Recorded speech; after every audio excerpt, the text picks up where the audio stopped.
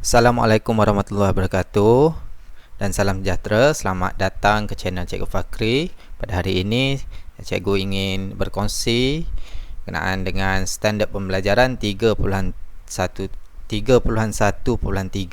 menentukan nilai kebenaran suatu pernyataan majmuk. Ini adalah bahagian yang ketiga. Mana-mana yang belum lihat bahagian pertama, kedua, link pada description. Jadi kita pergi kepada pernyataan majmuk. Majmuk itu bermaksud banyak. Majmuk bermaksud banyak. Pernyataan majmuk adalah gabungan dua atau lebih pernyataan dengan menggunakan perkataan dan atau perkataan atau. Dan atau. Pernyataan majmuk. Kita gabung dua pernyataan itu menjadi pernyataan majmuk menggunakan perkataan dan dengan atau. Okey, kita tengok contoh buku teks muka surat 60. Okey, gabungkan pernyataan P dan pernyataan Q. Sebab dia pernyataan majmuk, kita nyatakan itu suatu pernyataan dengan pernyataan P, satu lagi pernyataan nama dia Q. Supaya menjadi satu pernyataan majmuk menggunakan yang pertama dan yang kedua atau. Jadi dia beri A, pernyataan P adalah segi empat mempunyai dua perpenjuru. Pernyataan Q, heptagon mempunyai 7 perpenjuru. Jadi kita nak gabungkan dia menggunakan perkataan dan, dia akan jadi macam ini. Segi empat mempunyai dua perpenjuru dan heptagon mempunyai 7 perpenjuru. Bagi kes ini tiada pemansuhan perkataan sebab tak ada ayat yang sama. Tak ada ayat yang sama. Kita akan pergi ke contoh yang akan ada pemansuhan selepas ini. Okey, untuk atau pun sama. Segi empat mempunyai dua perpenjuru atau heptagon mempunyai 7 perpenjuru. Sama juga tiada pemansuhan perkataan. Jadi kita tengok contoh yang seterusnya. 5 ialah integer positif. 8 ialah integer positif. Dia untuk dan 5 dan 8 ialah integer positif. Jadi kita tak buat macam sebelum ini. 5 ialah integer positif dan 8 ialah integer positif. Kita gabungkan terus. Kita ada pemansuhan perkataan bagi pernyataan ini sebab tengok, ialah integer positif, ialah integer positif. Trend dia itu sama. Kalau sebelum ini tak sama, jadi kita buat satu persatu. Kalau yang ini kita kena mansuhkan perkataan yang sama. Okey. Contoh seterusnya. Minta maaf, bukan A sepatutnya. Ini betul. Contoh 7, buku teks surat 60 lagi. Contoh yang lain, bukan contoh yang tadi. Tentukan pernyataan P dan Q dari pernyataan majmuk yang berikut. Jadi dia bagi pernyataan majmuk, dia suruh tentukan pernyataan P, pernyataan Q. Bagi kes ini, kes yang tiada pemansuhan perkataan, senang saja. Kita potong saja dan ini, dan kita dapat pernyataan P dan Q. Pernyataan P duduk depan, pernyataan Q duduk belakang. Jadi pernyataan P 9 tambah 4 lebih besar pada 4. Pernyataan Q 9 tolak 4 lebih kecil daripada 4. Okey, B. 7 dan 43 ialah nombor perdana. Bagi kes ini, kes yang ada pemansuhan perkataan. Jadi cara dia sama juga tadi.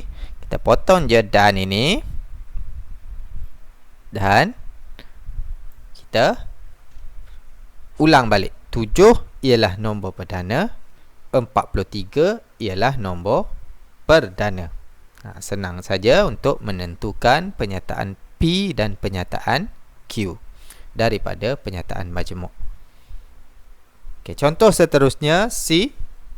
3 kuasa 2 sama dengan 9 atau 4 kuasa 2 sama dengan 8. Kes ini tiada pemansuhan, jadi sama potong atau. 3 kuasa 2 sama dengan 9, Q 4 kuasa 2 sama dengan 8. Dan D, bukan B D. 5 atau 9 ialah nombor ganjil. 5 atau 9 ialah nombor ganjil. Ini ada pemansuhan perkataan. Jadi sama macam tadi. 5 ialah nombor ganjil. 9 ialah nombor ganjil. Jadi kita dah dapat tentukan dua penyataan dari penyataan majmuk P dan Q. Jadi kita pergi pada buku teks muka surat 61. Perkataan dan dalam pernyataan matematik bermaksud kedua-duanya sekali. Perkataan atau dalam pernyataan matematik bermaksud salah satu atau kedua-duanya sekali. Kalau dan ini mesti dua-dua sekali, atau salah satu atau kedua-duanya sekali. Kalau ada tiga, ketiga-tiganya sekali lah. Okey, nilai kebenaran pernyataan majmuk bergantung kepada nilai kebenaran pernyataan P dan Q serta penggunaan dan atau perkataan atau. Dia bergantung juga dengan perkataan dan dengan atau itu. Okey, kita pergi pada buku teks surat 61 lagi. Jadual nilai kebenaran bagi pernyataan majmuk. Jika pernyataan P adalah benar dan pernyataan Q adalah benar, P dan Q adalah benar. P atau Q pun jadi benar. Kalau P benar, Q palsu, P dan Q akan jadi palsu. P dan Q akan jadi palsu. P atau Q jadi benar. Kalau P palsu, Q benar, P dan Q jadi palsu, P atau Q jadi benar. Palsu, palsu, semuanya palsu. Jadi, boleh bezakan di sini. Kalau bagi perkataan dan, dua-dua mesti benar baru jadi benar. Kalau ada salah satu je palsu, semua jadi palsu. Kalau atau salah satu benar, dia akan jadi benar. Tapi untuk yang last sekali, dua-dua palsu, dia akan jadi palsu. Jadi kita tengok contoh seterusnya. Nyatakan nilai kebenaran bagi pernyataan majmuk berikut. Tadi saya ambil lagi pada contoh. Kita nak tentukan nilai kebenaran dia. Segi empat mempunyai dua perpenjuru. Jadi perkataan majmuk dia, segi empat mempunyai dua perpenjuru dan heptagon mempunyai 7 perpenjuru. Yang ini adalah pernyataan benar. P adalah benar. Segi empat ada dua perpenjuru. Tetapi heptagon bukan 7 perpenjuru. Ini adalah pernyataan palsu. Jadi pasangan benar dengan palsu, benar dan palsu, kalau menggunakan perkataan dan, dia akan jadi palsu. Kalau guna perkataan dan, dia akan jadi palsu. Tetapi kalau menggunakan atau, dia akan jadi benar. Sebab satu pernyataan ini adalah benar. Sebab dia salah satu. Kalau atau ini. Okey. 5 ialah integer positif.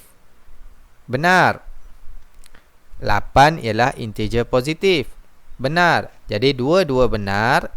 Kalau dan, dia pun akan jadi benar, atau pun akan jadi benar. Jadi kalau dua-dua benar, semua sekali benar. Dan ke atau ke, semua sekali benar. Okey, yang ketiga.